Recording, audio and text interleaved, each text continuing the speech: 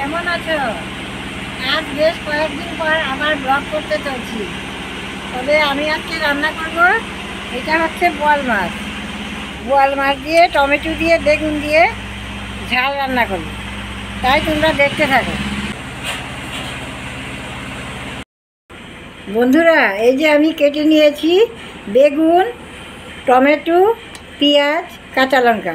আমি এই দিয়ে বোয়াল মাছ রান্না করব। এরপর দিয়ে দিলাম পরিমাণ মতো লবণ, 1 চামচ হলুদ। কড়াই গরম হয়ে গিয়েছে, এখন আমি সরষের তেল দিয়ে দেব। তেলের উপর মাছ ছেড়ে দিচ্ছি।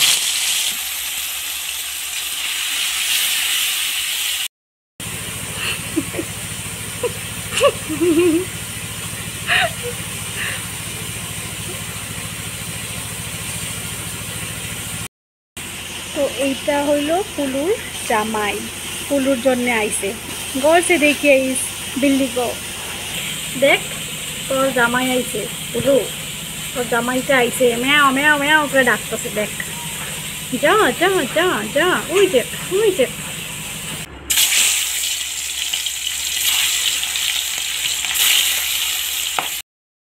বোয়াল মাছ তো তাই খুব ফুটে, সামনে থাকা যায় না।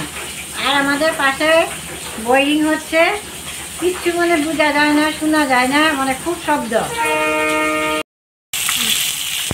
আমার বোয়াল মাছ ভাজা হয়ে গিয়েছে, এখন আমি নামিয়ে নেব।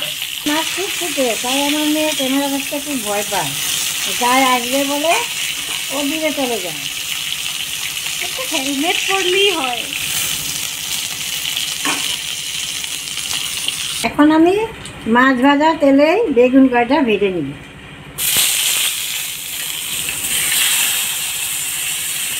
দিব স্বাদ মতো লবণ,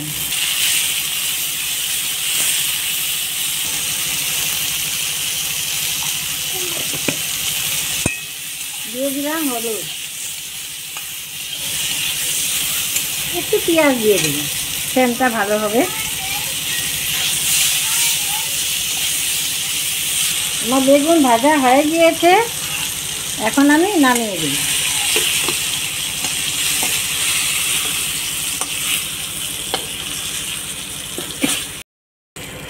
এখন কড়াইতে একটু সরষের তেল দিয়ে দিব, দিয়ে দিব কালি জিরা,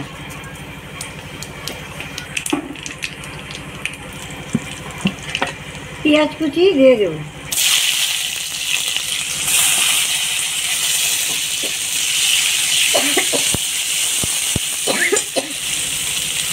টমেটো কুচি দিয়ে দেব, জিরা, কাঁচা লঙ্কা,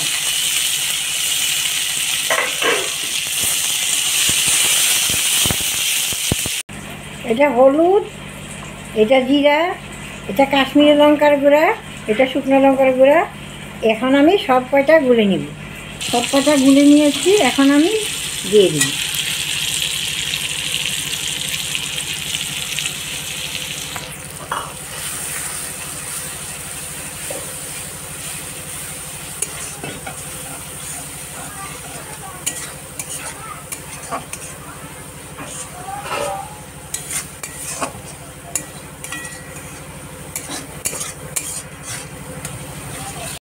এখন আমি একটু জল দিয়ে দেব।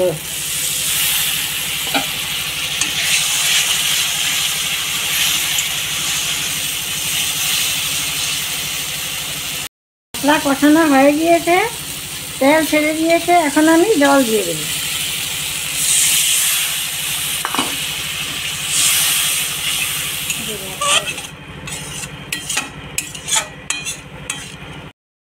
আগে আমি লবণ দেই নাই, এখন আমি লবণ দিয়ে দিলাম। বন্ধুরা, এটা আমাদের গাছের লঙ্কা। যখন কাঁচা থাকে তখন সাদা হয়, পাকার পরে লাল হয়ে যায়। এখন আমি উঠে এনেছি, এখন আমি ভাজা বেগুনটা দিয়ে দেব।